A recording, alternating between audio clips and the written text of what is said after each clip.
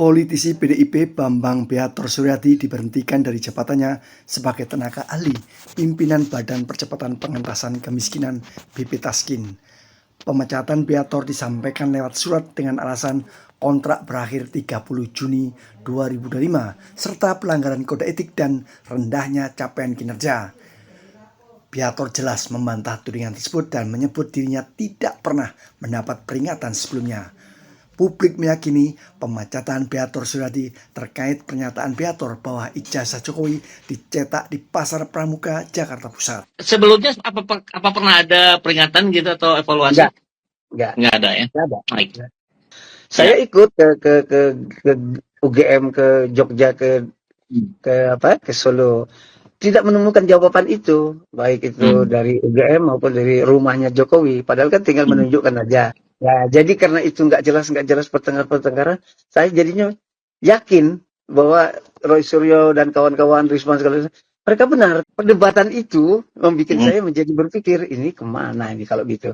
Kalau UGM tidak diakuin, berarti kan ada satu tempat di mana tempat ini dibikin kan gitu.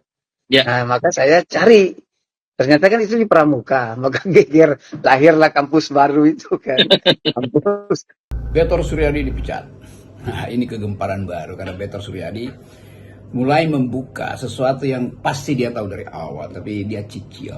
Nah, kita mau membaca itu sebagai eskalasi atau bahkan akumulasi dari kecurigaan publik, kegelisahan publik tentang kepastian ijazah palsu Jokowi. Jadi Beator akhirnya harus menghadapi fakta bahwa dia akan dibungkam. Tapi bagi Beator ya udah berkali-kali dia masuk penjara zaman Orde Baru. Bagi dia itu ya permainan kecilan. Tapi permainan besar adalah ditunggu oleh publik.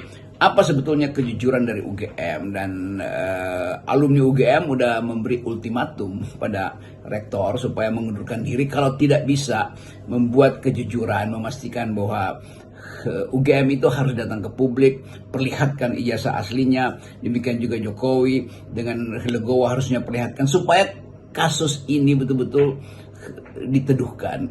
Dan saya kira Presiden Prabowo juga menunggu itu karena nggak mungkin Prabowo yang menuntut itu kan, itu etikanya tidak ada di situ. Tapi kelihatannya Presiden Prabowo juga berharap banyak bahwa lembaga-lembaga resmi ini betul-betul mengucapkan kejujuran. Lembaga resmi pertama tentu ada UGM, ada lembaga lain KPU segala macam, tapi masalah utamanya kan ada di UGM.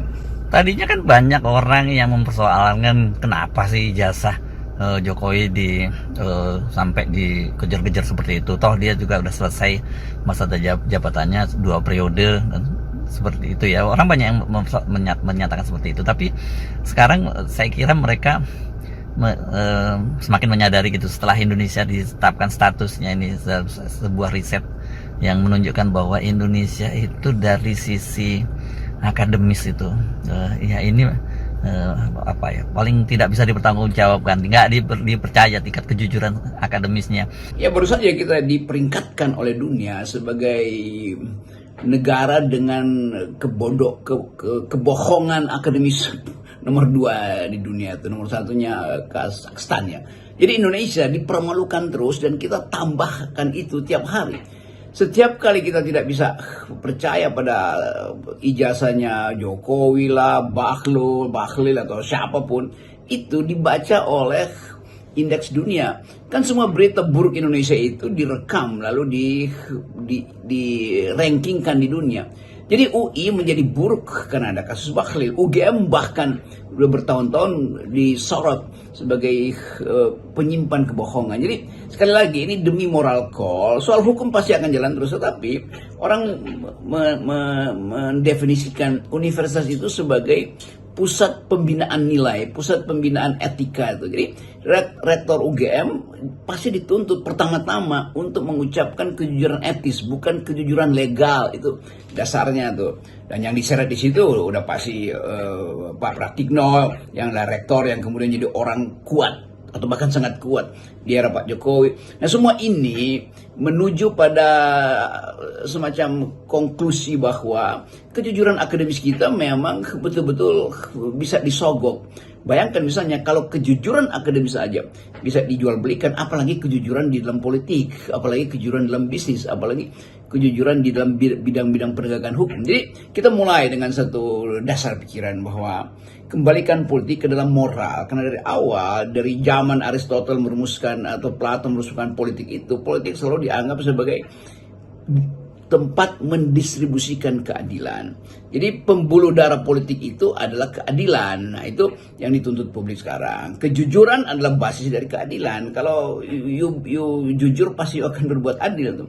Nah, kejujuran pertama tentu ditagih pada orang pertama yang akan mendistribusikan keadilan. Siapa? Ya presiden. Siapa dia? Pada waktu itu adalah Jokowi. Mengapa Jokowi akhirnya dilabelkan sebagai man of contradiction atau macam-macam isu yang ditempelkan pada beliau, dan sekarang akhirnya akumulasi dari tabungan kebohongan Jokowi itu dipersoalkan justru oleh kalangan UGM sendiri, dipersoalkan justru oleh kalangan PDIP sendiri. Itu sebetulnya memalukan. Jadi jangan kita tambah lagi peringkat.